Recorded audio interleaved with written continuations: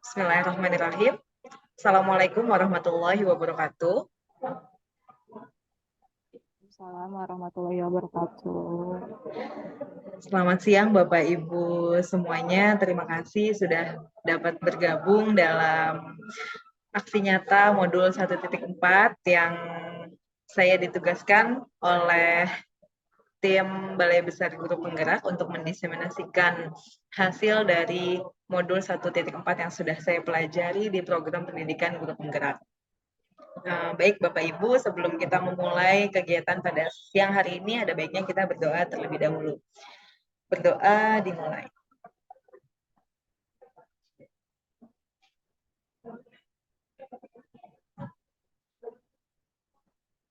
Berdoa selesai. Baik Bapak Ibu, saya sudah share screen. Apakah sudah terlihat di layar?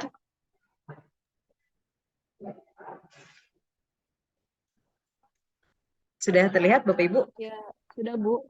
Sudah, oke. Belum. Sudah. Sudah Pak Robi? Sudah ya? Oke. Baik Bapak Ibu. Jadi pada siang hari ini saya akan mendiseminasikan modul 1.4 yang saya pelajari di program pendidikan guru penggerak, yaitu terkait dengan budaya positif. Kenapa sih kita perlu mempelajari budaya positif ini sebagai guru? Karena budaya positif ini sesuai dengan filosofi pendidikan Ki Hajar Dewantara. Jadi kalau saya boleh sedikit bercerita terkait program pendidikan guru penggerak ini, kami di awal diberikan materi terkait dengan filosofi pendidikan Ki Hajar Dewantara.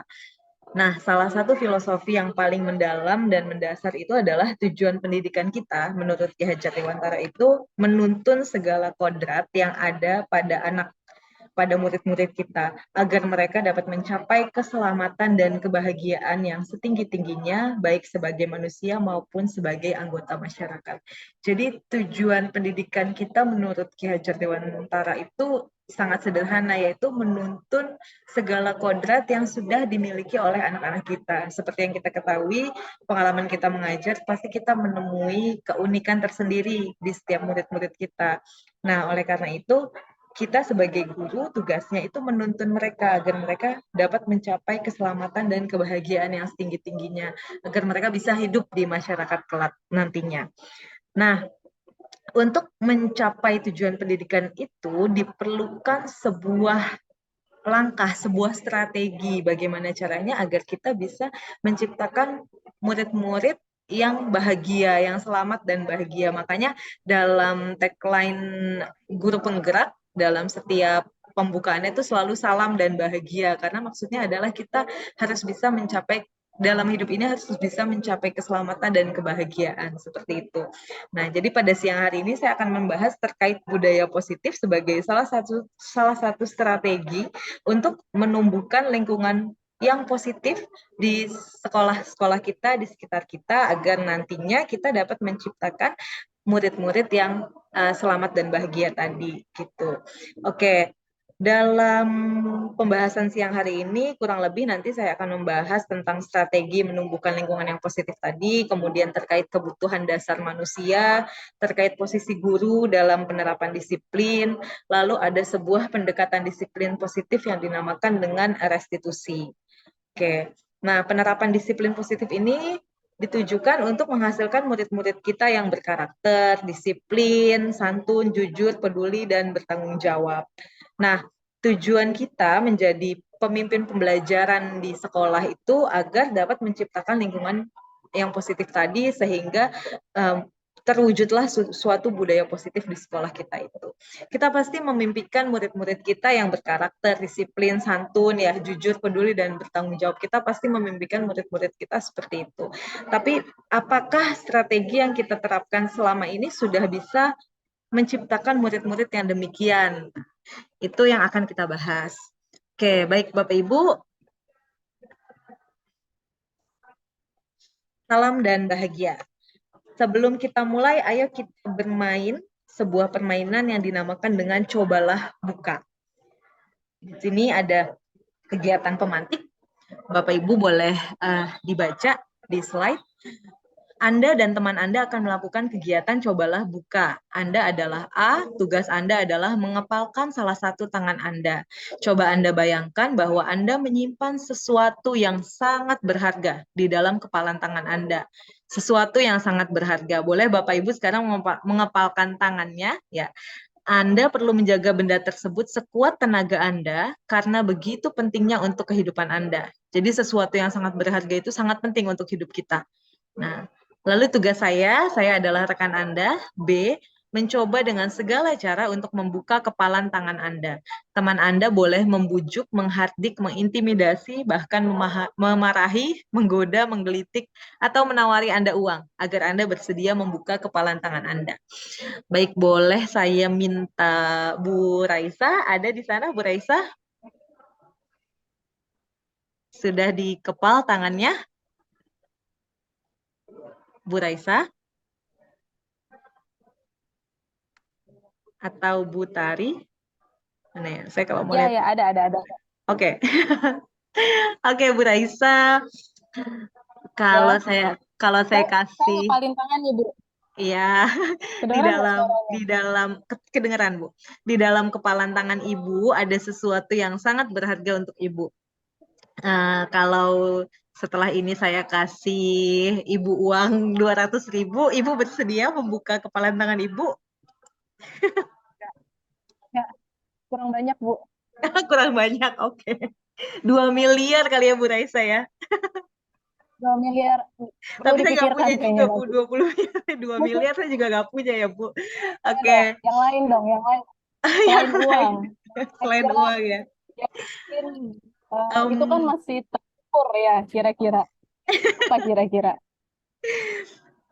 saya nggak tega kalau marahin Bu Raisa.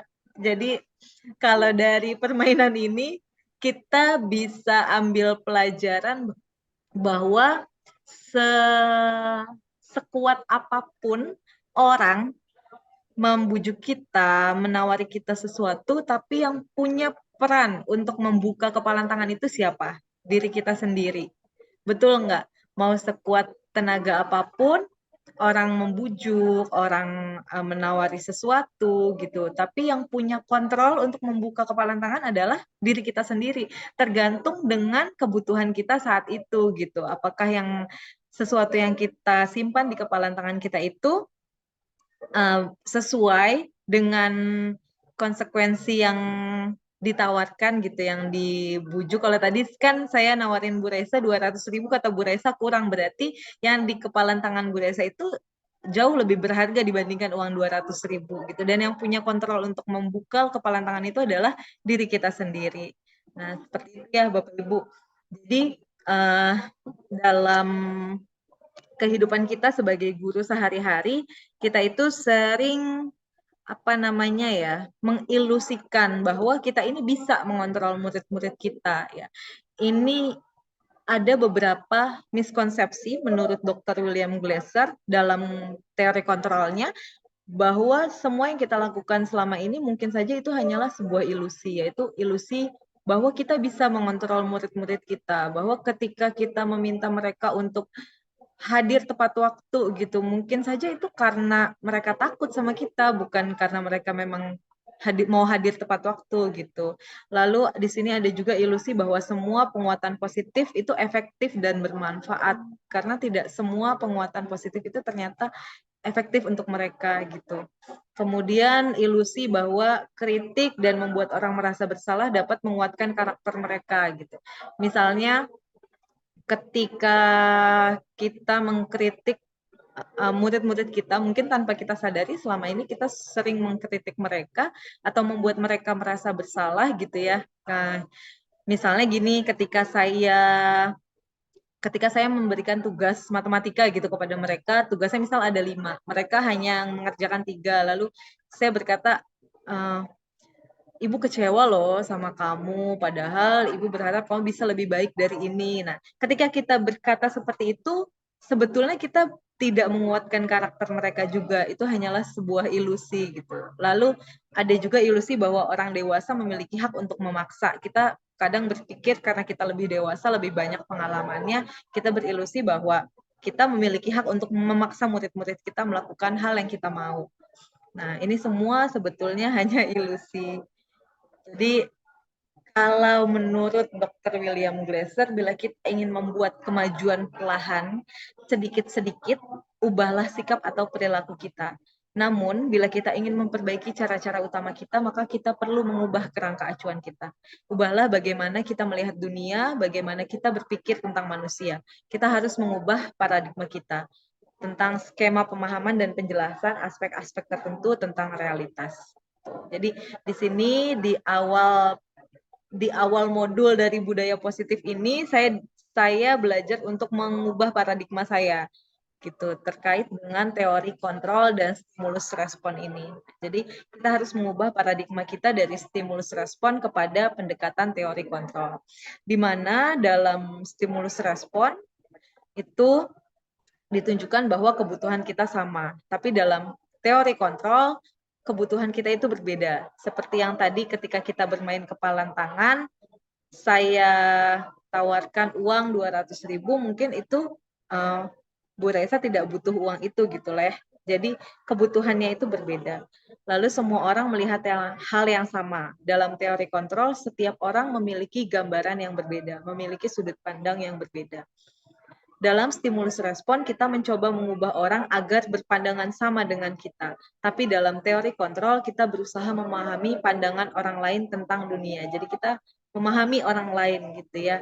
Nah, dalam stimulus respon, perilaku buruk itu dilihat sebagai suatu kesalahan. Tapi dalam teori kontrol, semua perilaku itu pasti ada tujuannya. Ketika kita melihat anak terlambat datang ke sekolah, mungkin kita langsung menjudge bahwa itu adalah sebuah kesalahan. Mereka datang terlambat, tidak tepat waktu. Tapi sebetulnya ada tujuan, ada maksud kenapa, ada alasan mengapa mereka bisa hadir terlambat. Lalu dalam stimulus respon, orang lain bisa mengontrol saya, tapi dalam teori kontrol hanya kita yang bisa mengontrol diri kita sendiri. Dalam stimulus respon, kita bisa mengontrol orang lain, tapi dalam teori kontrol kita tidak bisa mengontrol orang lain. Dalam stimulus respon, pemaksaan ada pada saat bujukan gagal. Jadi ketika saya membujuk tadi kasih uang 200.000, nanti bisa berlanjut kita menjadi maksa gitu untuk coba buka kepalan tangannya. Tapi dalam teori kontrol kita harus berkolaborasi dan konsensus untuk menciptakan pilihan-pilihan baru. Nah, jadi dalam stimulus respon itu adanya model berpikir menang kalah, tapi dalam teori kontrol adanya model berpikir menang-menang. Jadi kita akan mencari win-win solution dalam setiap permasalahan. Oke, sekarang kita bahas dulu terkait dengan disiplin. Tadi kita bahas tentang budaya positif itu awalnya bisa tercipta dengan adanya sebuah kedisiplinan. Nah, dalam budaya kita, makna kata disiplin itu dimaknai menjadi sesuatu yang dilakukan seseorang pada orang lain untuk mendapatkan kepatuhan gitu ya. Jadi ketika kita menciptakan kata disiplin itu, kita menghubungkannya dengan ketidaknyamanan gitu ya, dengan sebuah peraturan-peraturan. Orang disiplin itu ketika dia mentaati sebuah peraturan. Nah, tapi Bapak Pendidikan kita, Ki Hajar Dewantara, menyatakan bahwa di mana ada kemerdekaan, disitulah harus ada disiplin yang kuat. Nah, disiplin yang kuat itu bersifat self-disiplin atau disiplin dari kita sendiri. Diri kita sendiri yang mewajibkan kita dengan sekeras-kerasnya. Jadi, kalau kita nggak cakap melakukan self-disiplin, kalau kita tidak cakap untuk melakukan disiplin diri, maka akhirnya orang lain yang akan mendisiplinkan diri kita. Gitu. Nah, peraturan demikian itu harus ada dalam suasana yang merdeka. Oke, ini ada makna kata disiplin menurut Ki Hajar Dewantara dan menurut Diana Gosen juga. Jadi, kata disiplin itu akar katanya itu sama dengan disipel atau murid atau mengikut. Jadi untuk menjadi seorang murid atau pengikut, seseorang harus paham betul alasan kenapa mereka mengikuti suatu aliran atau ajaran tertentu. Sehingga motivasi yang terbangun itu adalah motivasi intrinsik, bukan motivasi dari luar. Jadi ketika kita mau menciptakan murid yang disiplin di kelas-kelas kita harus paham betul alasan kenapa mereka mau mengikuti kelas-kelas kita dengan baik gitu. Oke. Di sini Diane juga menyatakan bahwa arti asli dari kata disiplin berkonotasi dengan disiplin diri, ya, dari murid-muridnya Socrates dan Plato. Disiplin diri dapat membuat seseorang menggali potensinya menuju ke sebuah tujuan, sesuatu yang dihargai dan bermakna. Jadi dengan kata lain, disiplin diri juga mempelajari bagaimana cara kita mengontrol diri dan bagaimana menguasai diri untuk memilih tindakan yang mengacu pada nilai-nilai yang kita hargai. Dengan kata lain, seseorang yang memiliki disiplin diri berarti mereka bisa bertanggung jawab terhadap apa yang dilakukannya, karena mereka mendasarkan tindakan mereka pada nilai-nilai kebajikan universal. Nah, nilai-nilai kebajikan universal ini nanti akan saya bahas selanjutnya. Nah, sebagai pendidik, tujuan kita adalah menciptakan anak-anak yang memiliki disiplin diri, sehingga mereka bisa berperilaku dengan mengacu pada nilai-nilai kebajikan universal dan memiliki motivasi diri dari dalam dirinya, ya, memiliki motivasi intrinsik. Oke, sekarang kita bahas terkait dengan nilai-nilai kebajikan universal tadi. Disiplin sebagai bentuk kontrol diri yaitu belajar untuk kontrol diri agar dapat mencapai suatu tujuan yang mulia. Nah, tujuan yang mulia di sini itu mengacu pada nilai-nilai atau prinsip-prinsip mulia yang dianut seseorang.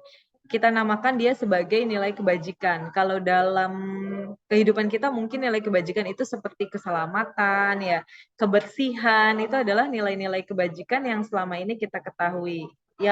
Yang itu tuh merupakan sebuah kesepakatan bersama. Nilai-nilai ini merupakan payung besar dari sikap dan perilaku kita, atau nilai-nilai ini merupakan fondasi kita dalam berperilaku. Nilai-nilai kebajikan adalah sifat-sifat positif manusia yang merupakan tujuan mulia yang ingin dicapai oleh setiap individu. Nah, dalam kurikulum Merdeka sekarang, nilai-nilai kebajikan universal yang mau kita capai itu adalah menuju kepada profil pelajar Pancasila gitu.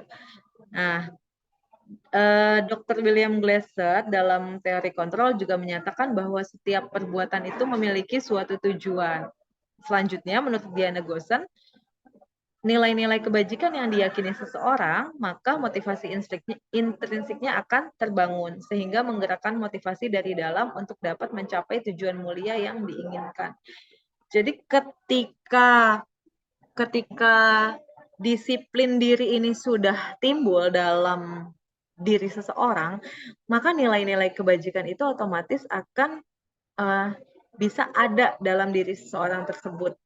Nah, yang kita mau murid-murid kita ini tujuannya akan menjadi insan yang seperti apa sih? Nah, pemerintah itu sudah membuat role model, ya, bahwa profil pelajar Pancasila itu adalah siswa yang paling baik gitu, yang nilai-nilai kebajikan universal yang paling baik yang bisa dimiliki oleh siswa. Nah, ini profil pelajar Pancasila. Seperti yang kita sudah tahu, ada 6 dimensi profil pelajar Pancasila, yaitu beriman, bertakwa kepada Tuhan Yang Maha Esa, berakhlak mulia, mandiri, bernalar kritis, berkebinekaan global, bergotong royong, dan kreatif. Apabila ini sudah ada dalam diri murid-murid kita, tentunya akan terciptalah budaya positif di lingkungan kita. Gitu. Oke. Kita lanjut berdiskusi. Tadi setelah kita membahas tentang disiplin diri, di sini ada sebuah kasus. Sebagai seorang pendidik, saat Anda perlu hadir di suatu pelatihan, motivasi, dan sebagainya, apakah yang mendasari tindakan Anda? Jadi misalnya ada kegiatan pelatihan nih, apa sih yang mendasari Bapak Ibu untuk mengikuti kegiatan pelatihan tersebut? Yang pertama, apakah Bapak Ibu hadir karena tidak ingin ditegur oleh pihak panitia atau pengawas dan tidak ingin mendapat surat teguran? Atau Bapak Ibu ingin dilihat dan dipuji oleh lingkungan Bapak Ibu? Atau mendapat penghargaan sebagai kepala sekolah berprestasi, mungkin di sini sebagai guru berprestasi, ya, kalau kita. Atau kita ingin menjadi pembelajar sepanjang hayat, menjadi orang yang berusaha dan bertanggung jawab serta menghargai diri kita sendiri sebagai teladan bagi murid-murid kita. serta lingkungan kita. Karena kita percaya bahwa tindakan kita sebagai pemimpin pelajaran itu akan menjadi panutan oleh lingkungan kita. Nah, kira-kira motivasi mana yang paling kuat mendasari tindakan Bapak Ibu sebagai seorang guru? Ketika Bapak Ibu diminta untuk hadir dalam sebuah pelatihan. Kira-kira apa motivasinya? Mungkin ada yang ingin memberikan pendapat? Bu Tari mungkin? Atau yang lain, silakan. Oke, Bu Titi ya. Ya. Ya. Ya mungkin jawaban jujur ya. Jawaban jujur. Biasanya tergantung ke bagaimana pelatihan itu sendiri ya. Kadang-kadang kan pelatihan itu yang kayak sekedar diadakan untuk formalitas semacam itu ya. Nah, Ya. ketika pelatihannya seperti itu, kadang-kadang di poin pertama itu karena tidak ingin ditegur dan sebagainya. Tapi ketika pelatihan itu menurut saya menarik dan wah ini kayaknya penting sekali nih, ya biasanya Motivasi juga yang ketiga ya. iya biasanya akan ikut karena motivasi yang ketiga gitu karena Ingin menjadi pengen pembelajar. penasaran, pengen tahu gitu, pengen tahu seperti Oke. apa sih dan sebagainya. Mungkin seperti Iya. itu saya. Oke, terima kasih Bu Tari atas umpan baliknya.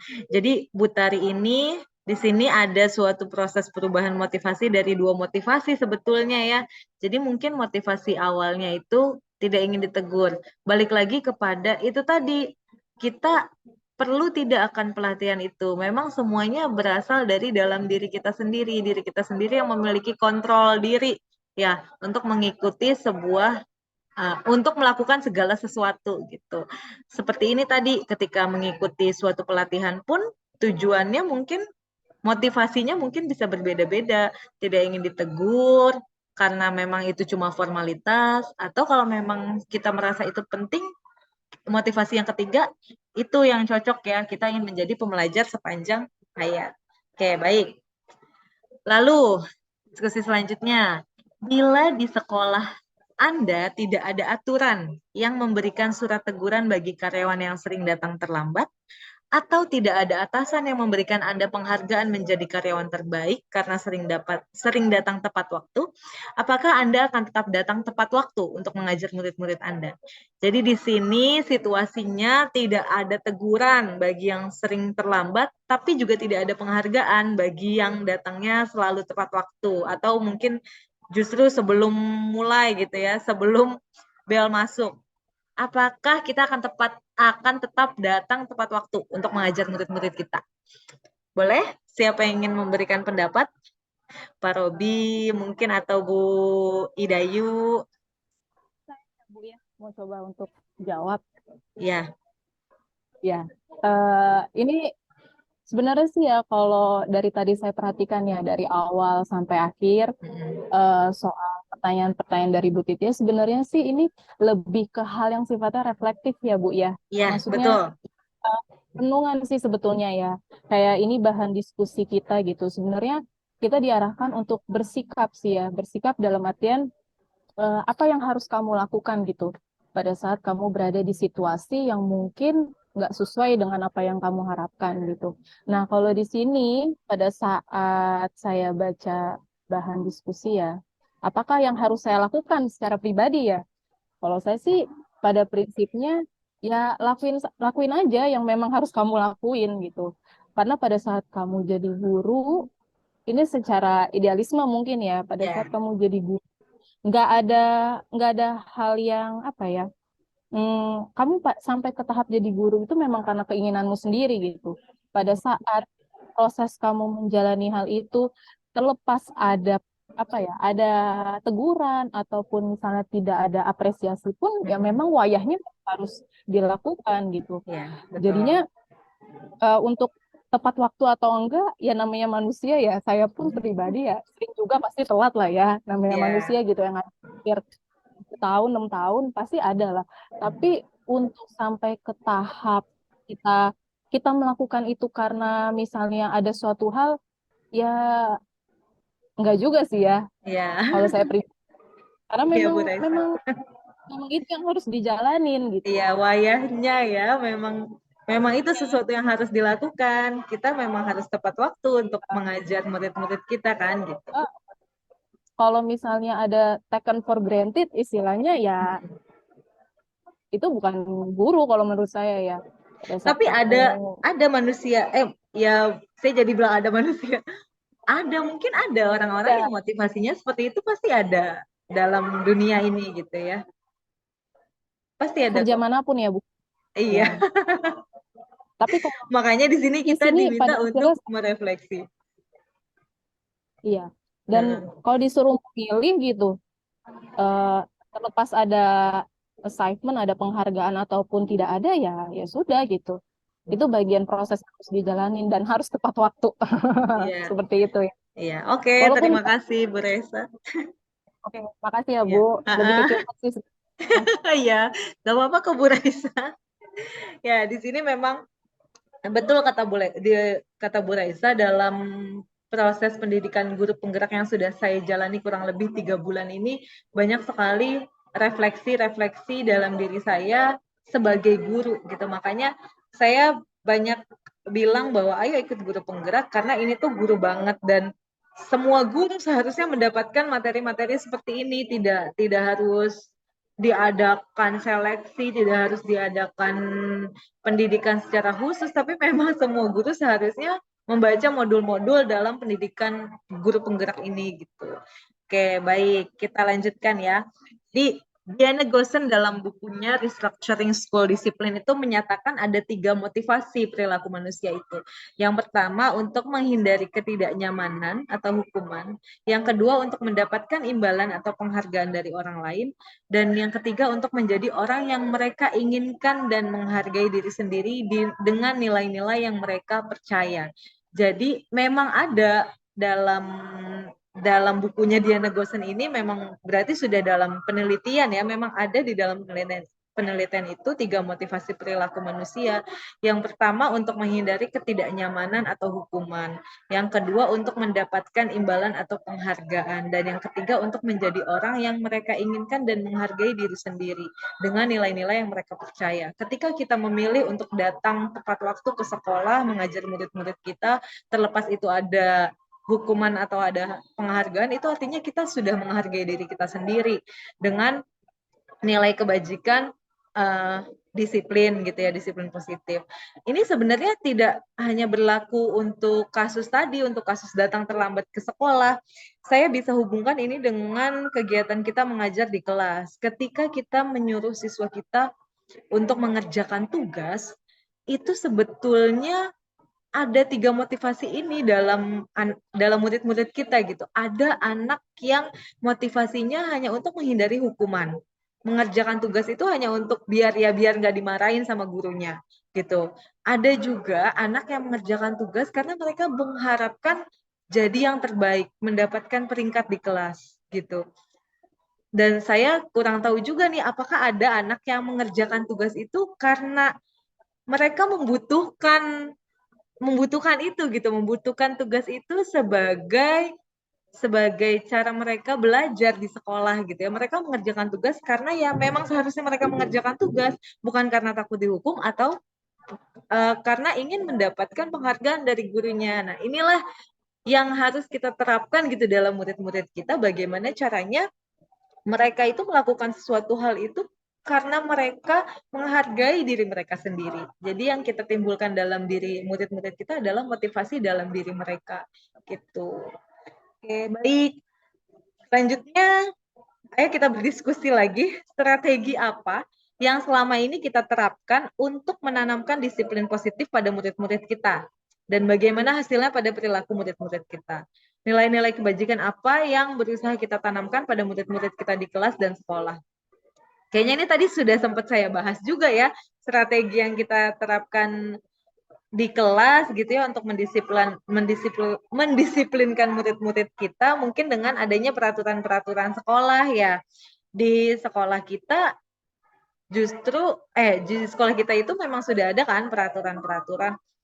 Tapi kalau kita lihat hasilnya pada perilaku murid-murid kita, masih banyak siswa-siswa kita yang buang sampahnya sembarangan, yang rambutnya tidak sesuai aturan, yang bajunya tidak sesuai aturan. Jadi sepertinya memang perlu adanya strategi baru gitu ya, agar kita bisa menanamkan disiplin positif pada murid-murid kita. Gitu. Oke, baik. Kita lanjut ya Bapak Ibu, terkait hukuman, konsekuensi, dan restitusi. Nah, ini juga menarik. Jadi masih ada kaitannya dengan yang tadi. Tadi kan salah satu motivasi manusia itu untuk menghindari hukuman ya. Nah, kita akan membahas terkait hukuman, konsekuensi, dan restitusi yang mungkin selama ini kita sering terapkan kepada murid-murid kita selama kita mengajar. Di sini ada sebuah cerita. Iva kurang menguasai pelajaran matematika. Ini bukan karena saya guru matematika ya, ini memang ada di modulnya gitu. Iva kurang menguasai pelajaran matematika, sehingga pada saat pelajaran tersebut berlangsung, dia lebih banyak berdiam diri atau menggambar di buku pelajarannya. Pada saat guru matematikanya Pak Seno menanyakan pertanyaan, Iva menjadi gugup dan tak sengaja menjatuhkan tasnya dari kursi, serta tiba-tiba menjadi gagap pada saat berupaya menjawab. Seluruh kelas pun tertawa melihat perilaku Iva yang bicara tergagap dan terkejut tersebut. Pak Seno pada saat itu membiarkan teman-teman Iva menertawakan Iva yang tergagap dan malu luar biasa. Dan malahan minta Iva untuk maju ke depan dan berdiri di depan kelas sambil menunjuk hidungnya karena tidak bisa menjawab pertanyaan Pak Seno. Kelas makin gaduh dan anak-anak pun tertawa melihat Iva di depan kelas memegang ujung hidungnya. Jawablah kedua pertanyaan ini dan berilah minimal 2 tanggapan terhadap jawaban rekan Anda. Ini ke copy ya, ini tugas saya. Nah, apakah Anda setuju dengan tindakan Pak Seno terhadap Iva? Lalu menurut Anda, tindakan Pak Seno terhadap Iva adalah sebuah hukuman atau konsekuensi? Dan mengapa? Ada yang ingin memberikan tanggapannya? Terkait dengan tindakan Pak Seno terhadap Iva. Boleh, siapa? Ada? Pak Robi mungkin atau Bu Dini? Atau Bu Ayu?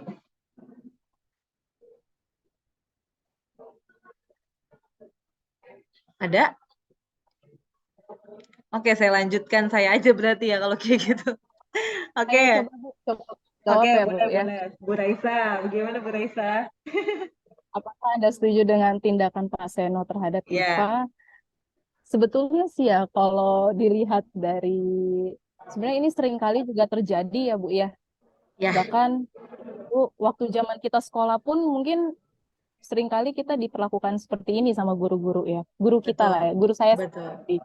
Iya, Itu memang cerita ini sedikit banyak berangkat dari pengalaman saya juga gitu kan ya. Dan setelah pada akhirnya saya jadi guru gitu ya, dan pada saat sedikit banyak pernah lah mengalami hal kayak gini ya, pada saat kita lagi ngajar lalu tiba-tiba ada anak yang fokus dengan dunianya sendiri iya, gitu. Tapi memang kalau untuk sepakat atau tidak sepakat sih saya nggak sepakat ya sama tindakan iya, Pak Seno ini ya. Karena satu pada akhirnya membuat satu anak itu nantinya akan makin apa ya, akan tidak menyukai, nantinya juga akan semakin menjauh gitu ya.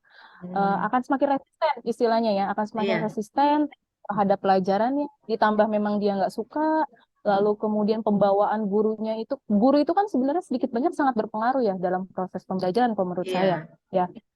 Sesusah-susah apapun materinya, tapi Mhm. pada saat seorang guru tuh bisa mempermudah lah ya istilahnya ya, substansi dari materi tersebut, bisa jadi anak itu mungkin akan paham atau bahkan dia juga akan lebih senang sama gurunya. Nah, Iya, dalam masalah ini, studi kasus ini ya, saya pribadi saya nggak setuju. Kenapa?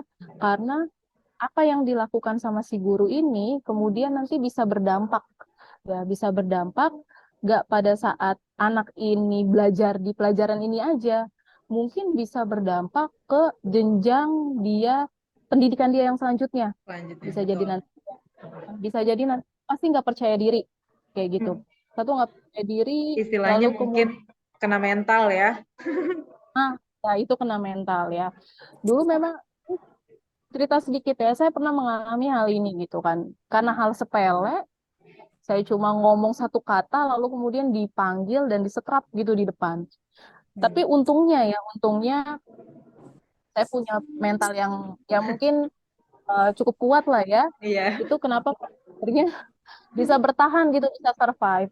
Tapi yang Hmm. dikhawatirkan pada saat bertemu dengan peserta didik yang mungkin secara mental ya dia tidak begitu kuat dalam artian di rumahnya mungkin dia juga ada masalah atau mungkin dia hubungan personal dengan lingkungan sosial teman-temannya juga nggak baik, tambah lagi diperlakukan seperti itu sama guru Gurunya. inilah ya, Hmm. guru itu akan menambah luka lagi ya, luka Iya, yang nggak akan mungkin nggak akan pernah kering gitu ya. Dan betul. guru itu sangat mempengaruhi tumbuh kembang anaknya, apa siswanya kayak Hmm. gitu. Hari ini kenapa Oke.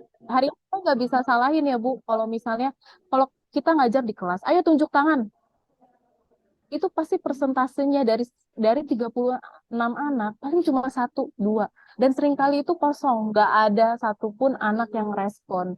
Iya. Nah, kalau berdasarkan pengalaman saya mungkin sedikit banyak dulu di fase-fase pendidikan sebelumnya mungkin pernah mereka entah tanya entah apa komentar tapi kemudian nggak ditanggepin sama Hmm. gurunya, itu yang membuat pada akhirnya ah udahlah gue nggak usah nanya lagi kayak gitu, apalagi punya Takut pengalaman kayak salah gitu. ya. Hmm. Ya, jadi mencoba itu mereka nggak pernah ada pilihan mencoba. Kenapa? Karena kalau pada saat mereka mencoba, jawabannya cuma dua, salah atau benar gitu. Padahal kan mencoba itu kan sebenarnya proses belajar ya, Iya, dari tahu betul. menjadi tidak tahu menjadi tahu. Kalau kamu udah sekolah udah tahu ya udah langsung aja jadi dirut, saya selalu bilang kayak gitu. Saya Oke, selalu bilang oke. kayak gitu. Iya kan? Nah, Jadi menurut proses mencoba itu menurut Bu Raisa, tindakan Pak Seno ini sebuah hukuman atau konsekuensi? apa ya? Hukuman sih. Hukuman ya. Karena Iya, tidak ada konsekuensi atas perbuatannya dia ya. Dia iya. kan hanya banyak berdiam diri saja, terus tiba-tiba dia ditanya gitu sama gurunya, jadi dia gugup gitu. Padahal Kalau pada awalnya dia tidak melakukan kesalahan apapun yang dia harus diberikan konsekuensi berdiri di depan kelas kan. ya, kalau menurut saya konsekuensi itu juga lebih ke gini loh Bu. Pada saat kita memperoleh konsekuensi, itu ada hal, ada value mungkin ya, ada nilai yang bisa kita ambil. Itu kalau konsekuensi ya, Iya, kayak oke. gitu. Kalau hukuman itu hanya sebatas apa ya? Ya apa ya rasanya ya? Hukuman itu kayak ya udah gitu. Kamu melakukan ini pada akhirnya kamu harus merasakan ini, tapi tidak ada hal yang bisa diambil dari Iya, betul. mungkin ya ini cuma Ya, ini betul doang lah betul ya. Bu Raisa. Kalau dari modul yang saya pelajari, hukuman itu sifatnya insidental. Jadi memang tiba-tiba aja gitu ketika anak melakukan kesalahan, lari keliling lapangan gitu. Padahal yang nggak ada hubungannya juga sama pelajaran matematika ketika anak disuruh lari ke lapangan seperti itu kan ya. Oke, terima kasih Bu Raisa, diskusi yang sangat menarik. Nah, di Boleh sini tanya? ya silakan. Ya, boleh nyambung dengan yang tadi Oh ya, dibahas. ya Bu Tari silakan. Iya. Kalau yang tadi kaitan dengan yang dilakukan Pak Seno ya, Hmm. ini saya nggak tahu saya ini termasuk yang sepakat atau tidak. Kalau untuk yang bentuk hukum, bentuk tindakan yang diberikan itu berdiri di depan kelas lalu menunjuk hidung dan sebagainya sih, apa namanya, sepertinya tidak tidak perlu dilakukan gitu. Ini Ya. pertanyaan, seandainya tindakan yang diambil itu berupa oke, anak tersebut diminta untuk maju, kemudian coba untuk mengerjakan misalnya itu matematika, Hmm. mengerjakan di depan terus kita tuntun gitu, setelah Hmm. anaknya bisa kemudian tuh kan ternyata kamu bisa kalau kamu fokus, kamu memperhatikan dan sebagainya, berarti kamu bisa mengerjakan itu. Nah, kemudian diberikan penguatan dan sebagainya. Nah, kalau seperti itu bagaimana? Itu pertanyaan begitu ya. Iya. Oke, kalau seperti itu adalah hal yang memang seharusnya dilakukan oleh seorang guru Bu Tari. Karena sesuai dengan filosofi Ki Hajar Dewantara tadi adalah kita menuntun kodrat anak ya, menuntun kodrat anak untuk mencapai keselamatan dan kebahagiaan. Jadi ketika kita menjadi seorang guru yang akhirnya membuat murid kita menyukai mata pelajaran kita, itu justru memang yang harus kita lakukan. Kalau yang tadi diceritakan oleh Bu Tari itu adalah hal yang seharusnya dilakukan oleh seorang guru. Nanti akan kita bahas di materi berikutnya, Bu Tari. Di sana ada 5 kebutuhan dasar manusia dan 5 posisi kontrol guru. Ya, kita lanjut ke slide selanjutnya ya Bu Tari. Nanti kita nyambung sama slide berikutnya. Oke, di sini tadi saya bahas sedikit tentang hukuman dan konsekuensi. Jadi betul apa yang dikatakan Bu Raisa bahwa hukuman itu tidak ada pelajaran yang bisa kita ambil karena memang hukuman itu sifatnya insidental. Kita tiba-tiba aja memberikan hukuman kepada siswa gitu. Tapi ketika konsekuensi itu biasanya berangkat dari sebuah peraturan. Ketika siswa tidak mengenakan seragam gitu atau rambutnya tidak sesuai dengan peraturan yang ada di sekolah, maka konsekuensinya kita boleh mencukur rambut siswa karena mereka tidak sesuai dengan peraturan gitu. Ketika kegiatan kita mencukur rambut siswa sesuai peraturan itu bukan sebuah hukuman gitu karena siswa memang melanggar peraturan yang telah dibuat gitu ya. Jadi itu bedanya hukuman dengan konsekuensi. Untuk lebih jelasnya mungkin bisa lihat di slide ini. Mencatat 100 kali di dalam buku kalimat, saya tidak akan terlambat lagi karena terlambat ke sekolah. Nah, di sini di modul yang saya pelajari ini merupakan sebuah konsekuensi atau sebuah sanksi, bukan sebuah hukuman karena di sini ada hubungannya dia terlambat sekolah, akhirnya dia mendapat konsekuensi menulis 100 kali saya tidak akan terlambat lagi dengan harapan ketika dia menuliskan itu tertanam gitu ya dalam dirinya, dia tidak mau nih terlambat lagi agar tidak mendapatkan konsekuensi seperti ini. Nah, tapi kalau lari mengelilingi lapangan basket 2 kali karena terlambat hadir di sekolah, nah itu tidak ada hubungannya antara lari keliling lapangan sama terlambat hadir gitu. Itu merupakan sebuah hukuman. Lalu di sini membersihkan coretan yang dibuatnya di meja tulis. Itu siswa salah ya, merusak fasilitas sekolah. Berarti ketika diminta untuk membersihkan, itu sudah konsekuensinya dia. Gitu. Nah, lalu murid diminta untuk push up 15 kali karena tidak menggunakan masker. Nah, ini jelas hukuman. Karena tidak ada hubungan dan tidak menggunakan masker dengan push up 15 kali. Seperti itu. Ya, Bapak Ibu ya, itu terkait hukuman dan konsekuensi. Nah, ini ada lagi yang unik dan menarik di bagian penghargaan. Di bagian penghargaan dalam modul yang saya pelajari di guru penggerak ini. Di sini ada sebuah cerita, Ibu Anas, guru kelas 2 SD, mendapatkan masalah. Murid-muridnya tidak bisa tertib berdiri antri di depan pintu kelas dan selalu berebutan masuk ke dalam kelas setelah jam istirahat usai. Ini tentunya sangat mengganggu proses pembelajaran di mana kelas tidak dapat mulai tepat waktu karena Ibu Anas sibuk menenangkan murid-muridnya untuk waktu yang cukup lama. Ini kasusnya Ibu Anas itu guru kelas 2 ya, kebayang anak-anak kelas 2 SD gitu kecil-kecil.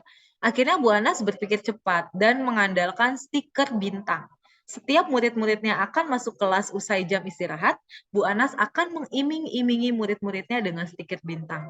Siapa yang dapat berdiri lurus dan berbaris rapi antri di depan pintu dapat bintang dari Bu Anas. Sebagian besar murid-muridnya menyambut tantangan tersebut dan langsung berdiri rapi di depan pintu agar mendapatkan stiker bintang. Hal ini terus dilakukan Bu Ana selama beberapa minggu karena cukup berhasil membuat murid-muridnya berdiri rapi antri di depan pintu. Sampai pada suatu saat Bu Ana sakit dan terpaksa digantikan Pak Heru. Pak Heru tidak mengetahui adanya stiker bintang. Dan benar saja ternyata pada saat mau masuk ke kelas usai jam istirahat, murid-murid kelas 2 kembali berebutan masuk kelas. Nah, dari kasus ini apa yang terjadi dan mengapa? Kalau kita bisa lihat, ternyata memberikan penghargaan berupa stiker bintang itu tidak memberikan efek terhadap murid-murid anak kelas 2 SD ini gitu. Ketika dia tidak lagi diberikan stiker bintang oleh guru pengganti Pak Heru yang mana dia tidak tahu adanya stiker bintang itu, murid-murid kembali berebutan masuk kelas. Jadi di sini di modul ini saya juga belajar tentang ternyata penghargaan itu tidak selalu efektif. Gitu. Makanya tadi di awal ada sebuah ilusi bahwa penghargaan itu efektif. Nah, lalu bagaimana caranya gitu kan ya? Pertanyaannya bagaimana caranya dong agar siswa-siswa ini mau antri gitu di depan pintu? Ya pada akhirnya kita harus memberikan sebuah cara lain agar mereka itu punya motivasi dari dalam diri mereka sendiri, walaupun ini kasusnya anak kelas 2 SD ya, mereka punya motivasi dalam diri mereka sendiri bahwa antri itu adalah suatu hal yang penting gitu loh. Dengan adanya antri nanti kita bisa lebih cepat belajarnya kayak gitu. Nah, itu nanti dibahas ke dalam sebuah pendekatan yang dinamakan pendekatan restitusi gitu. Jadi coba kita nanti bahas ya Bapak Ibu. Nah, di sini juga ada perkataan dari Alfikon, saat kita berulang kali menjanjikan hadiah kepada anak-anak agar berperilaku bertanggung jawab, atau kepada seorang murid agar mempelajari sesuatu yang baru, atau kepada seorang karyawan agar melakukan pekerjaan yang berkualitas, kita sedang berasumsi mereka tidak dapat melakukannya, atau mereka tidak akan memilih untuk melakukannya. Jadi ternyata ketika kita berulang kali menjanjikan hadiah itu, kita sedang berasumsi bahwa mereka tuh nggak bisa melakukan itu gitu loh. Ketika kita ngasih stiker bintang ke anak-anak agar mereka bisa antri, itu justru sebenarnya kita sedang berasumsi bahwa mereka itu nggak akan pernah bisa antri. Seperti itu Bapak Ibu. Jadi nanti ada sebuah pendekatan yang namanya pendekatan restitusi gitu untuk mempermudah kita agar anak-anak kita itu bisa lebih disiplin.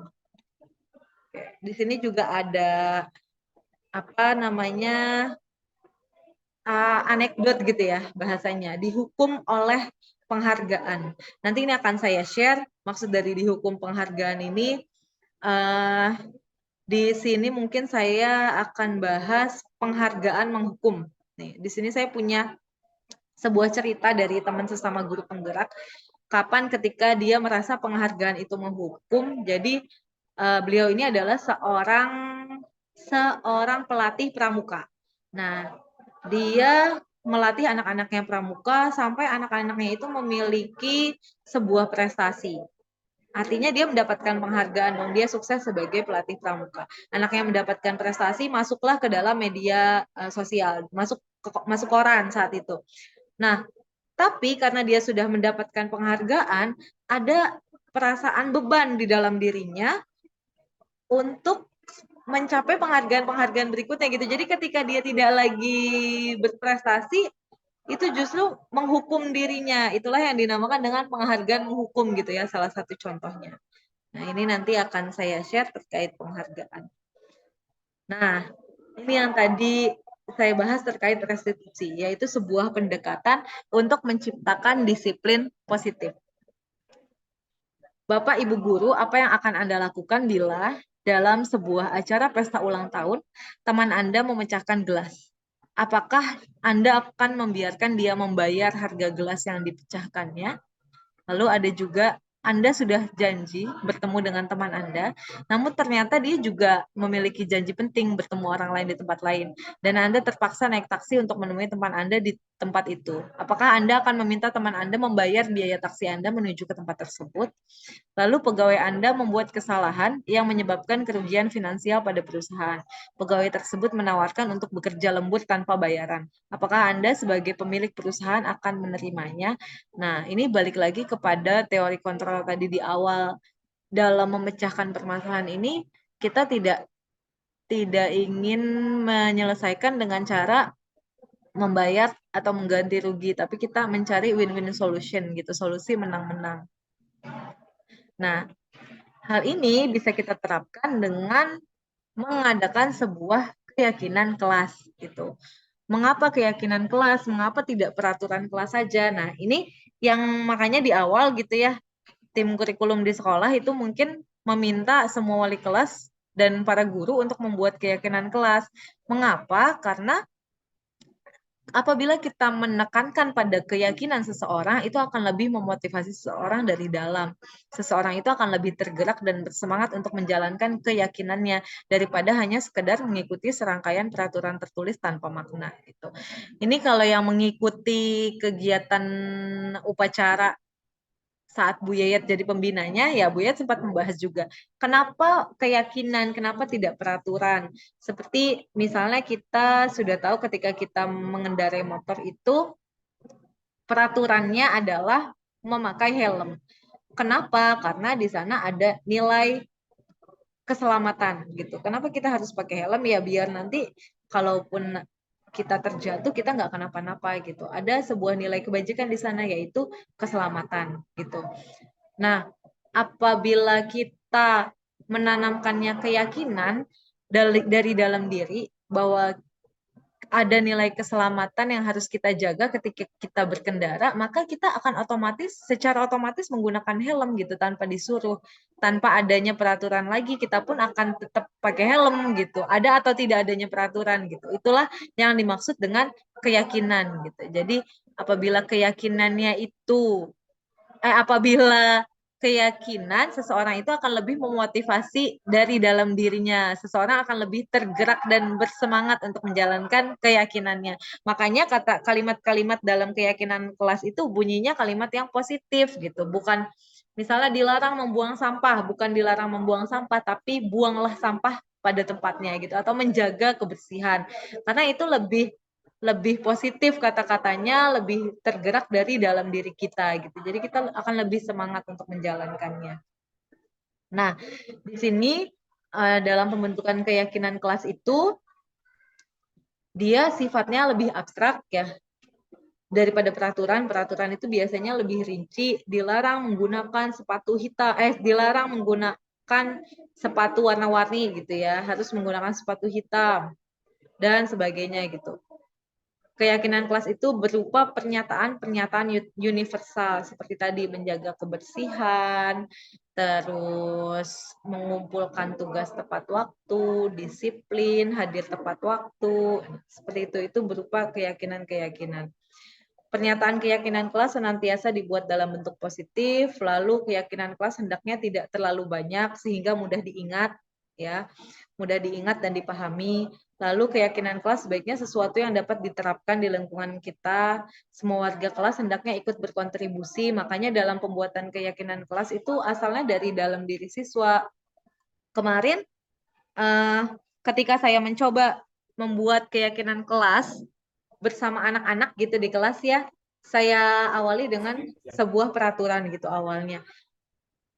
Coba kita mulai dulu dari peraturan seperti apa yang kamu mau terapkan di kelas matematika gitu. Ada yang bilang jangan berisik Bu, nggak boleh ngomong kotor. Nah itu kan artinya ada hal-hal yang mereka harapkan timbul gitu ya di dalam kelas. Mereka tidak ingin terganggu di kelasnya. Mereka nggak mau teman-temannya tuh berisik ketika lagi belajar matematika, atau tidak boleh saling bully gitu. Itu di situ sebenarnya ada maksud bahwa ketika mereka maju ke depan kelas, mereka nggak mau malu gitu karena dibully sama teman-temannya. Nah, dengan adanya keinginan-keinginan tersebut, kita ciptakanlah sebuah keyakinan kelas menjadi saling menghargai gitu, berperilaku sopan gitu. Akhirnya saya membuat keyakinan kelas seperti itu. Jadi nantinya ketika anak-anak berisik atau ketika anak-anak ngebully temennya, kita balik lagi kepada keyakinan kelas kita. Ayo, kita kan sudah memiliki keyakinan kelas bahwa kita harus saling menghargai, kita harus berperilaku sopan gitu. Nah, akhirnya nanti akan terbangun dalam diri mereka sendiri. Oh iya ya, setiap mungkin juga bukan hanya saat pelajaran matematika, setiap pelajaran apapun di kelas kita harus bersikap seperti itu gitu. Nah, di sini juga kita harus bersedia meninjau kembali keyakinan kelas dari waktu ke waktu. Jadi memang keyakinan kelas ini harus selalu diingatkan. Karena memang tidak mudah menumbuhkan budaya-budaya positif kepada murid-murid kita ketika mereka sudah memiliki latar belakang yang cukup beragam dari keluarganya dulu, dan kita notabene ngajarnya di SMA ya, yang bukan anak yang SD gitu yang masih bisa kita arahkan gitu, tapi kalau anak SMA itu kan dia sudah banyak pengalamannya di luar sana gitu bersama keluarga dan teman-teman di lingkungan lainnya gitu selain di lingkungan sekolah. Oke, nah ini coba kita lihat apa nilai kebajikan universal dari peraturan-peraturan berikut. Kembalikan barang ke tempatnya. Di sini berarti apa nilai kebajikannya? Kerapihan ya, Bapak Ibu. Kerapihan, terus dilarang mengganggu orang lain. Berarti di sini nilai kebajikannya adalah saling menghargai. Hadir di sekolah 15 menit sebelum pembelajaran dimulai, ini berarti disiplin nilai kebajikannya. dilarang melakukan kekerasan.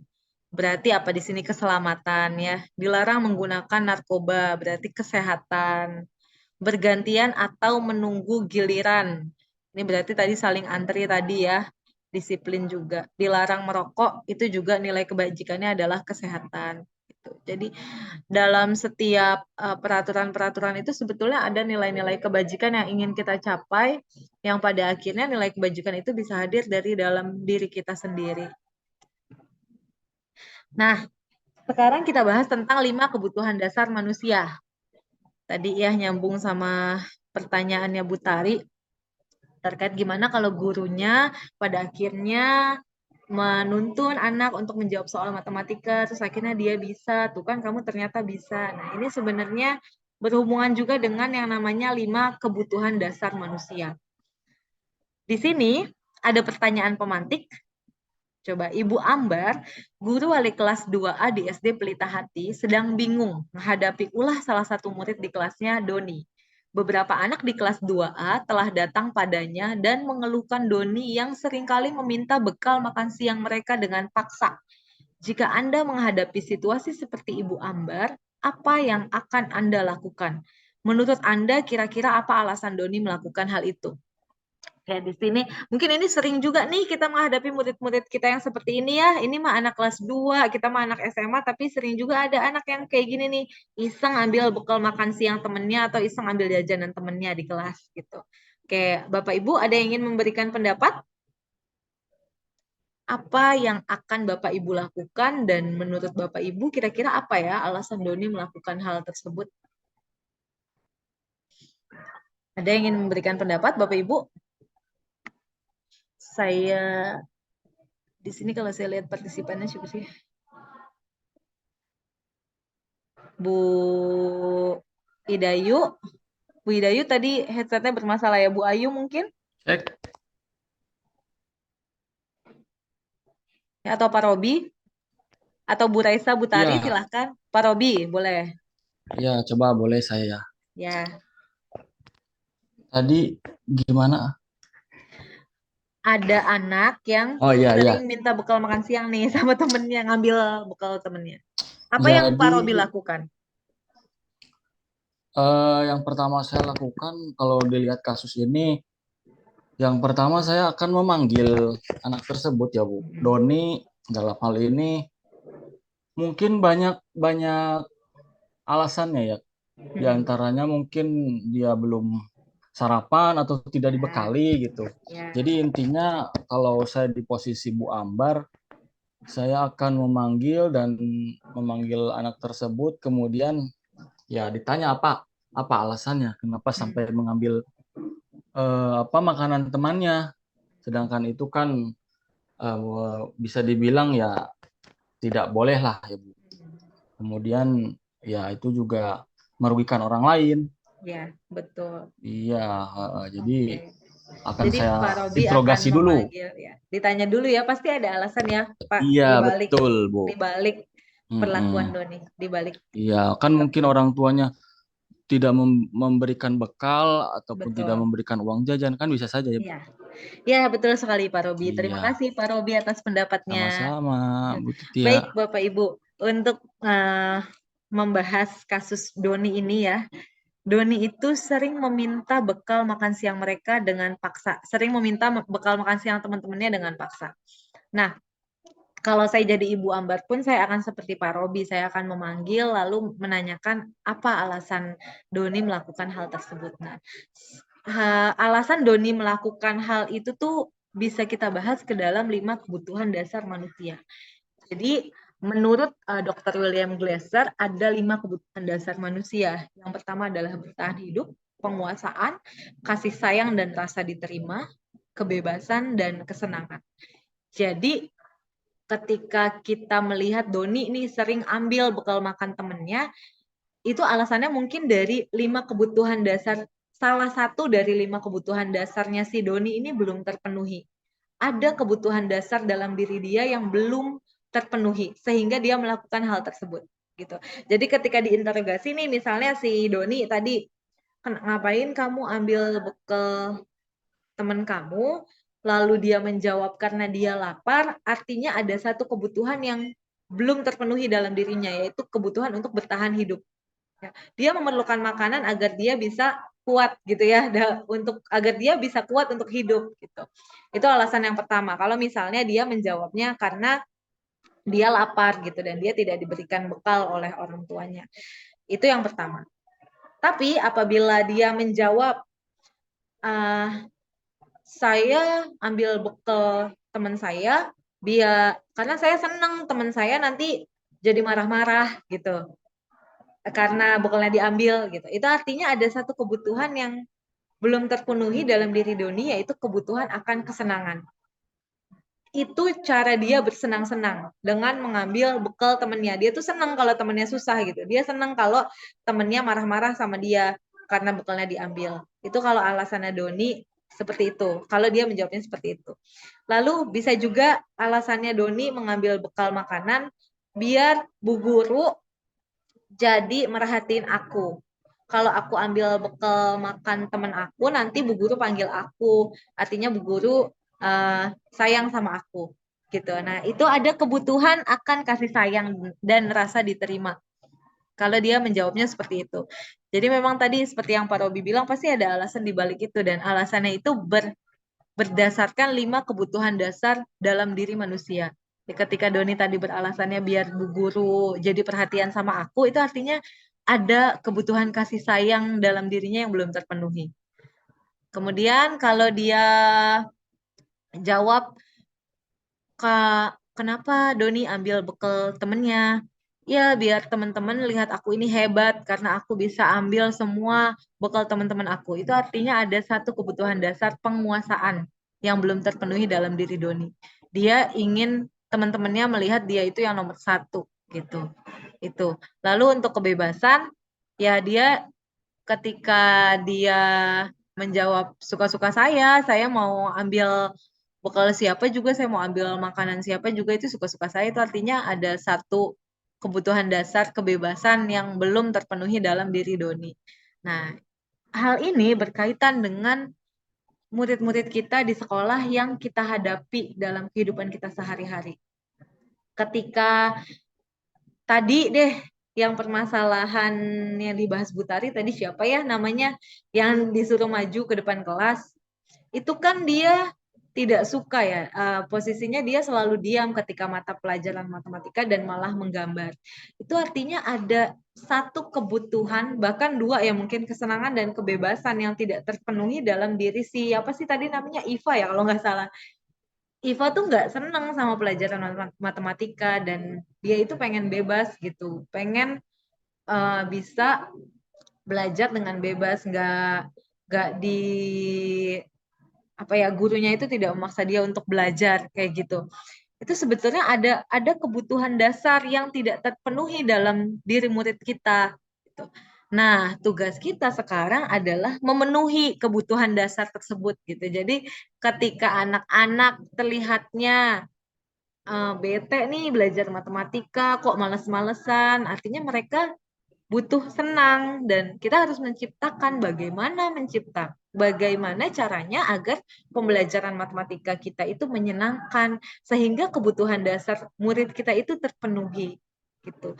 Karena balik lagi, filosofi pendidikan Ki Hajar Dewantara itu kita harus menciptakan pendidikan yang sesuai dengan kebutuhan murid. Jadi memang yang harus kita utamakan adalah kebutuhan murid-murid kita.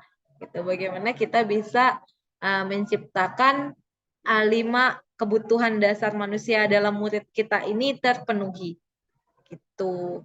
Kadang kita suka lihat murid kita lemes gitu di kelas, mungkin aja dia belum makan karena kebutuhan dia untuk bertahan hidup itu belum terpenuhi. Maka solusinya adalah ya mereka harus makan dulu biar mereka kuat gitu menghadapi pelajaran kita gitu. Kebayang ya kalau mau belajar matematika belum makan, ya masuk enggak, lapar iya gitu kan ya. Seperti itu Bapak Ibu terkait 5 kebutuhan dasar manusia.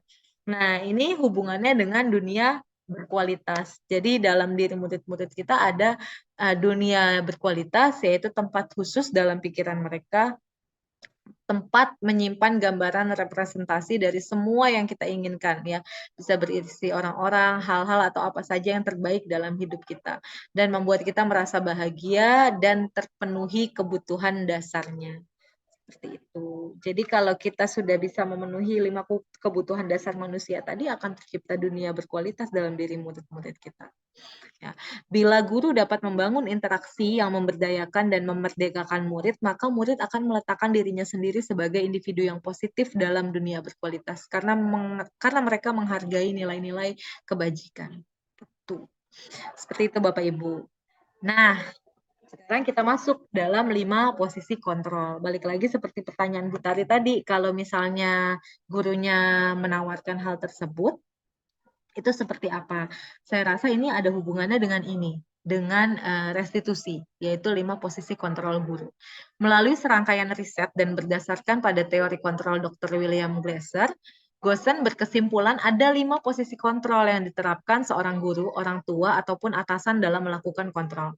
Kelima posisi kontrol tersebut adalah penghukum, pembuat rasa bersalah, teman, pemantau, dan manajer. Oke, kita akan bahas satu persatu. Dan mungkin secara tidak langsung kita sering melakukan ini di sekolah. Kita mulai dari penghukum. Seorang penghukum bisa menggunakan hukuman fisik maupun verbal. Orang-orang yang menjalankan posisi penghukum senantiasa mengatakan bahwa sekolah memerlukan sistem atau alat yang dapat lebih menekan murid-murid lebih dalam lagi. Guru-guru yang menerapkan posisi penghukum biasanya akan berkata, patuhi aturan saya atau awas. Awas aja kalau kamu nggak ikuti apa yang saya bilang. Gitu. Itu penghukum akan berbicara seperti itu. Kamu selalu aja salah, gitu ya. Pasti kamu selalu yang terakhir selesai. Nah, guru seperti ini senantiasa percaya hanya ada satu cara agar pembelajaran bisa berhasil, yaitu cara dia. Jadi benar-benar teacher center ya. Saya rasa sudah sedikit ya guru-guru yang seperti ini. Guru-guru zaman sekarang kan sudah banyak belajar gitu ya. Sudah sedikit yang posisinya sebagai penghukum. Mungkin dulu kita pernah melakukan hal tersebut, tapi semakin ke sini kita belajar bahwa itu kurang efektif gitu ya. Nah, ini yang sering juga kita lakukan nih, sebagai pembuat merasa bersalah. Ini juga sering saya lakukan sebenarnya, ke anak saya sendiri juga ya, bahkan ke si Zaina tuh saya suka membuat merasa bersalah. Pada posisi ini biasanya guru akan bersuara lebih lembut. Pembuat rasa bersalah akan menggunakan keheningan yang membuat orang lain merasa tidak nyaman, bersalah, atau rendah diri.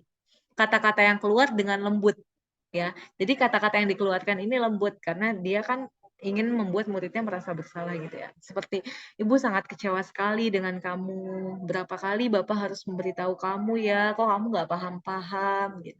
Gimana coba kalau orang tua kamu tahu kamu berbuat seperti ini. Di posisi ini murid akan memiliki penilaian diri yang buruk tentang diri mereka sebetulnya. Murid akan merasa tidak berharga dan telah mengecewakan orang-orang yang disayanginya gitu. Ini posisi yang kedua. Nah, di posisi yang ketiga kita juga sering Bapak Ibu melakukan ini. Saya rasa ya, karena saya juga sering seperti ini. Sebagai teman, pada posisi ini guru tidak akan menyakiti murid, namun akan tetap berupaya mengontrol murid melalui persuasi. Posisi teman pada guru bisa negatif ataupun positif. Positif di sini berupa hubungan baik yang terjalin antara guru dan murid. Guru di posisi teman menggunakan hubungan baik dan humor untuk mempengaruhi seseorang. Ya, biasanya guru yang posisinya sebagai teman itu akan berkata seperti ini, ayo bantulah demi Bapak ya, gitu. Ayo ingat tidak bantuan Bapak selama ini. Ya udah kali ini nggak apa-apa deh, nanti Ibu yang bantu bereskan. Gitu. Hal negatif dari posisi teman ini biasanya bila suatu saat guru tersebut tidak membantu, maka murid akan kecewa. Ya, murid akan kecewa, mereka akan berkata, saya pikir Bapak atau Ibu itu teman saya gitu. Murid akan merasa dikecewakan dan tidak mau lagi berusaha. Hal lain yang mungkin timbul adalah murid hanya akan bertindak untuk guru tertentu dan tidak untuk guru lainnya gitu. Jadi karena dia udah ngerasa bestie banget nih sama gurunya, jadi dia bertindak baiknya itu ketika sama guru itu aja gitu ya, nggak sama guru yang lain. Terus murid juga akan tergantung sama guru tersebut. Itu posisi yang ketiga. Posisi yang keempat adalah sebagai pemantau. Memantau berarti mengawasi. pada saat kita mengawasi, kita bertanggung jawab atas perilaku orang-orang yang kita awasi. Posisi pemantau berdasarkan pada peraturan-peraturan dan konsekuensi. Nah, kita juga sering berada di posisi ini ya, melakukan sesuatu kepada murid itu berdasarkan peraturan gitu ya, peraturan dan konsekuensi. Dengan menggunakan sanksi atau konsekuensi, kita dapat memisahkan hubungan pribadi kita dengan murid sebagai seseorang yang menjalankan posisi pemantau gitu ya. Nah, biasanya orang-orang dengan posisi pemantau ini akan berkata, peraturannya apa? Apa yang telah kamu lakukan gitu. Terus sanksi atau konsekuensinya apa kalau kamu melakukan hal ini? Nah, seorang pemantau itu sangat mengandalkan penghitungan, catatan, atau data yang dapat digunakan sebagai bukti atas perilaku seseorang. Posisi ini akan menggunakan stiker, slip catatan, daftar cek ya. Posisi pemantau sendiri berawal dari teori stimulus respon yang menunjukkan tanggung jawab guru dalam mengontrol murid. Tuh. Nah, karena kita sudah mengubah paradigma kita dari stimulus respon menjadi teori kontrol, maka diharapkan kita ini bisa menjadi posisi terakhir, yaitu sebagai manajer. Manajer itu adalah posisi di mana guru berbuat sesuatu bersama dengan murid, mempersilahkan murid mempertanggungjawabkan perilakunya, mendukung murid agar dapat menemukan solusi atas permasalahannya sendiri. Jadi seorang manajer telah memiliki keterampilan di posisi teman maupun pemantau. Nah, jadi gabungan nih ya dari teman dan pemantau, dia udah punya keterampilan itu. Dengan demikian bisa jadi di waktu-waktu tertentu kembali kepada kedua posisi tersebut bila diperlukan. Jadi ketika sudah jadi posisinya di manajer nih, sewaktu-waktu kita bisa berubah juga jadi teman maupun pemantau. Namun, bila kita menginginkan murid-murid kita menjadi manusia yang merdeka, mandiri, dan bertanggung jawab, maka kita perlu mengacu kepada restitusi yang dapat menjadikan murid kita sebagai seorang manajer bagi dirinya sendiri. Di posisi manajer, murid diajak untuk menganalisis kebutuhan dirinya maupun kebutuhan orang lain. Di sini penekanan bukan pada kemampuan membuat konsekuensi, namun dapat berkolaborasi dengan murid bagaimana memperbaiki kesalahan yang ada. Itu terkait dengan manajer. Jadi seorang manajer itu biasanya akan berkata apa yang kita yakini gitu. Jadi balik lagi ketika kita ingin mengeksekusi bahasanya. Ketika kita memanggil murid saat murid melakukan kesalahan, pertanyaan yang kita tanyakan itu balik lagi kepada keyakinan kelas yang kita sudah buat bersama mereka gitu. Apa yang telah kita yakini? Apakah kamu meyakininya gitu. Jadi kalau kamu meyakininya, apakah kamu bersedia memperbaikinya? Jika kamu memperbaiki ini, hal ini menunjukkan apa tentang diri kamu? Apa rencana kamu untuk memperbaiki hal ini? Jadi tugas seorang manajer itu bukan untuk mengatur perilaku seseorang, kita itu membimbing murid untuk dapat mengatur dirinya. Seorang manajer bukannya memisahkan murid dari kelompoknya, tapi mengembalikan murid tersebut ke kelompoknya dengan lebih baik dan kuat.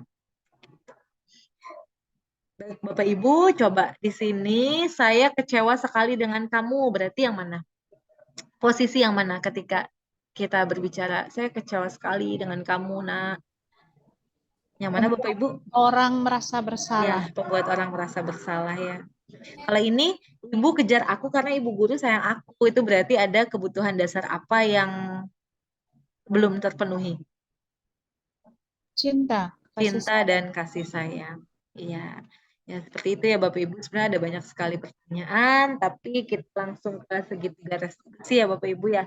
Nah, di sini, jadi setelah kita tadi bahas tentang 5 posisi kontrol guru dan kita diharapkan sebagai guru itu bisa mencapai posisi sebagai manajer ketika kita mengatasi permasalahan-permasalahan murid kita di sekolah.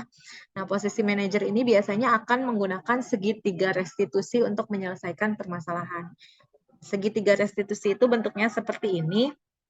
Jadi mulai dari validasi tindakannya, mulai dari menstabilkan identitas, lalu memvalidasi tindakan yang salah, kemudian menanyakan keyakinan.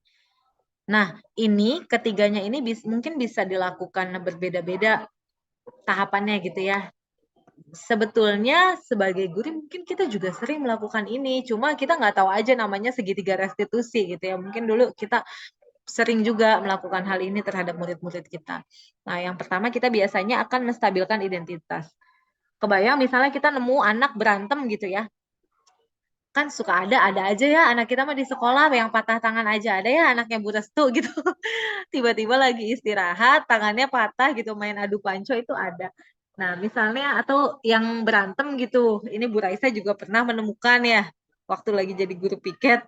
Di sini, di segitiga restitusi ini, ketika kita menemukan permasalahan, misalnya tadi anak bertengkar, yang pertama kali dilakukan guru sebagai seorang manajer adalah menstabilkan identitas.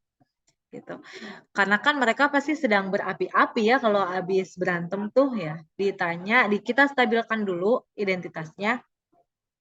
Kita berikan kata-kata yang apa ya, yang bisa membuat mereka tenang ya. Itu bisa dengan kata-kata setiap orang pasti pernah melakukan kesalahan gitu. Kamu bukan satu-satunya yang pernah melakukan ini. Ketika mereka sudah stabil, emosinya, baru kita memvalidasi tindakan yang salah ya. Jadi kita menanyakan, kamu tentu punya alasan kan kenapa melakukan itu gitu. Adakah cara yang lebih efektif untuk mendapatkan apa yang kamu butuhkan? Jadi validasi tindakan yang salah ini balik lagi kepada 5 kebutuhan dasar manusia tadi.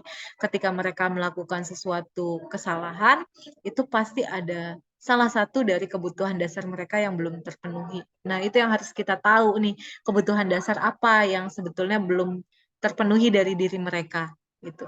Barulah terakhir kita tanyakan tentang keyakinan kelas. Keyakinan kelas apa yang telah kita sepakati gitu. Kamu ingin menjadi seorang yang seperti apa sih sebenarnya gitu. Kalau kamu melakukan hal seperti ini, memang ini sesuai dengan keyakinan kelas kita atau tidak gitu.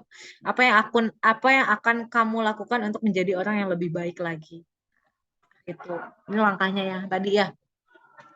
Jadi langkah menstabilkan identitas itu berdasarkan teori kontrol itu, kita semua akan melakukan hal terbaik yang bisa kita lakukan. Lalu validasi tindakan yang salah itu berdasarkan teori kontrol semua perilaku memiliki alasan. Kemudian menanyakan keyakinan. Kita semua memiliki motivasi internal dalam diri kita. Oke. Ini ya tadi yang sudah saya bahas. Untuk menstabilkan identitas, bagian dasar dari segitiga restitusi itu bertujuan untuk mengubah identitas anak dari orang yang gagal karena melakukan kesalahan menjadi orang yang sukses. Ya. Anak yang melanggar peraturan karena sedang mencari perhatian adalah anak yang sedang mengalami kegagalan. Dia mencoba untuk memenuhi kebutuhan dasarnya, namun ada benturan. Nah, kalau kita kritik, maka kita akan membuat dia dalam posisi gagal. Kalau kita ingin dia kalau kita ingin dia refleksi diri, maka kita harus meyakinkan si anak gitu ya dengan cara menyatakan kalimat-kalimat yang berbuat salah itu ya nggak apa-apa gitu karena nggak ada manusia yang sempurna di dunia ini. Saya juga pernah kok melakukan kesalahan-kesalahan. Gitu. Ini nih yang utama nih. Bapak Ibu tidak tertarik ya, Ibu tidak tertarik mencari siapa yang salah, tapi Ibu ingin cari solusi dari permasalahan ini. Kamu berhak merasa begitu karena memang pasti ada alasan di balik perbuatan kamu. Nah, lalu kita tanyakan apakah dengan melakukan hal seperti itu, apakah kamu sedang menjadi teman yang baik buat diri kamu sendiri, kayak gitu. Itu menstabilkan identitas Bapak Ibu. Nah, lalu validasi tindakan yang salah. Menurut teori kontrol, semua tindakan manusia baik ataupun buruk itu pasti memiliki maksud atau tujuan tertentu. Seorang guru yang memahami teori kontrol pasti akan mengubah pandangannya dari teori stimulus respon ke cara berpikir proaktif yang mengenali tujuan dari setiap tindakan. Kita mungkin tidak suka sikap seorang anak yang terus-menerus merengek, tapi bila sikap itu mendapat perhatian kita, maka itu telah memenuhi kebutuhan anak tersebut. Nah, jadi ada kalimat-kalimat di bawah ini yang mungkin terdengar asing ya buat guru, namun bila dikatakan dengan nada tanpa menghakimi itu akan memvalidasi kebutuhan mereka. Jadi kita ngomongnya dengan lemah lembut gitu ya ketika mereka berantem gitu kita bisa bilang padahal kamu bisa ya melakukan hal yang lebih buruk dari ini tapi apakah ini hal yang terbaik gitu yang bisa kamu lakukan gitu. Kamu pasti punya alasan kenapa kamu melakukan hal itu. Kamu patut bangga pada dirimu sendiri karena kamu telah melindungi sesuatu yang penting buat kamu. Nah, kamu boleh mempertahankan sikap itu, tapi kamu harus menambahkan sikap yang baru yang lebih baik. Seperti itu. Itu validasi tindakan yang salah. Kemudian sisi yang ketiga, menanyakan keyakinan. Teori kontrol menyatakan bahwa kita pada dasarnya termotivasi secara internal. Ya. Jadi sebenarnya ya balik lagi kepada motivasi intrinsik itu ya tadi ya, motivasinya harus dari dalam diri. Ketika identitas sukses telah tercapai di langkah pertama tadi, lalu tingkah laku yang salah itu telah divalidasi di langkah kedua, maka anak akan siap untuk dihubungkan dengan nilai-nilai yang dia percaya dan berpindah menjadi orang yang dia inginkan. Nah, pertanyaan-pertanyaan di bawah ini akan menghubungkan keyakinan anak dengan keyakinan kelas atau keluarga. Jadi di menanyakan keyakinan ini kita bisa menanyakan apa yang kita percaya sebagai kelas atau keluarga, apa nilai-nilai umum yang telah kita sepakati, apa bayangan kita tentang kelas yang ideal, dan kamu mau jadi orang yang seperti apa sebenarnya. Dengan menanyakan hal tersebut, tentunya kita akan membawa anak kita menjadi orang yang lebih baik. Itu ketika mereka melakukan kesalahan, dia akan kembali kepada komunitasnya dengan lebih baik lagi. Seperti itu. Nah, Bapak Ibu di sini saya punya contoh video tugas. Karena ini tugas, jadi ya acting ya Bapak Ibu ya. Ini adalah tugas terkait segitiga restitusi. Mungkin boleh ditonton Bapak Ibu. Sebentar. Saya share screen. Ini adalah video acting yang saya lakukan bersama murid saya terkait pemecahan masalah melalui segitiga restitusi. Ya, silakan disimak. Assalamualaikum Anca, apa kabar? Sehat? Waalaikumsalam, alhamdulillah sehat Ibu. Oke Anca, Ibu ingin menanyakan terkait tugas matematika yang sudah Ibu berikan. Ternyata dari 5 tugas, Anca hanya mengerjakan 2 tugas saja, artinya hanya 40% yang Anca kerjakan. Oh iya maaf Ibu, saya hanya mengerjakan sebagian tugas yang Ibu berikan. Anca, Ibu mengerti mungkin matematika itu adalah mata pelajaran yang cukup sulit sehingga kamu tidak mengerjakannya. Tapi tidak hanya kamu yang kesulitan belajar matematika, semuanya juga pasti merasa kesulitan. Iya Ibu, saya merasa bersalah telah mengecewakan Ibu. Padahal Ibu sudah membuat persiapan belajar matematika yang dapat memudahkan saya dan teman-teman. Jadi saya dan teman-teman jadi mengerti tentang materi matematika. Maafkan saya Ibu. Oke Anca, nggak apa-apa. Anca pasti punya alasan kan kenapa Anca tidak mengerjakan tugas matematika yang Ibu berikan? Iya Ibu, alasan saya tidak mengerjakan tugas matematika karena saya kurang bisa membagi waktu Ibu. Materi dan juga materi yang saya kerjakan terlalu sulit dan saya tidak mau mencoba untuk mengerjakannya. Oke, ada solusi tidak supaya Anca bisa mengerti materi dan bisa mencoba sehingga tetap bisa mengerjakan tugas yang Ibu berikan? Sepertinya ada Ibu. Saya harus bisa membagi waktu dan harus mempunyai motivasi dan juga semangat yang kuat untuk tetap bisa belajar dan mengerjakan semua tugas yang Ibu berikan dengan baik. Oke, Anca, good kalau gitu. Anca masih ingat nggak waktu awal pembelajaran kita membuat keyakinan kelas apa yang sudah kita sepakati di sana? Oh, ingat Ibu. Keyakinan kelas bahwa setiap murid akan mengerjakan semua tugas matematika di Google Form secara tepat waktu. Bila ada kesulitan untuk mengerjakan tugas bisa menghubungi Ibu Titia atau menanyakan kepada teman-teman yang lebih mengerti materi tersebut. Ibu percaya kok Anca bisa mempraktikkan keyakinan kelas kita dengan baik kan? Ya, siap Ibu, insya Allah. Oke, jadi menurut Anca, solusi buat Anca bagaimana supaya bisa mengerti kerjaan? Kalau saya diberi kesempatan, tolong Ibu beri saya waktu sebentar lagi untuk mengerjakan semua tugas yang Ibu berikan. Oke, boleh Anca, silakan. Kalau mau, Anca cukup boleh minta bantuan teman lain yang lebih mengerti sebagai tutor buat Anca ya. Oke, bagaimana Anca? Setuju? Setuju. Oke. Anca, Ibu tadi dengar laporan.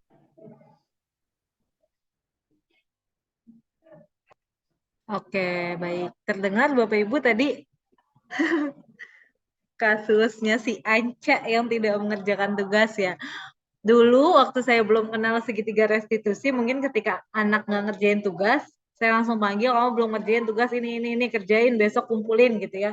Saya langsung bilang kayak gitu, tapi saat kita sudah mengenal segitiga restitusi, kita harus tahu dulu apa sih latar belakang mereka sehingga mereka belum mengerjakan tugas yang sudah kita berikan gitu. Pasti ada alasan tersendiri. Dan tadi kalau alasannya Anca, ternyata dia kesulitan dan dia nggak bisa bagi waktu gitu untuk mengerjakan tugasnya. Nah, kalau kita sudah tahu alasannya, kita kembalikan lagi kepada keyakinan kelas apa yang sudah kita sepakati di awal, lalu solusinya seperti apa. Itu akan jauh lebih baik dibandingkan kita langsung menghakimi mereka.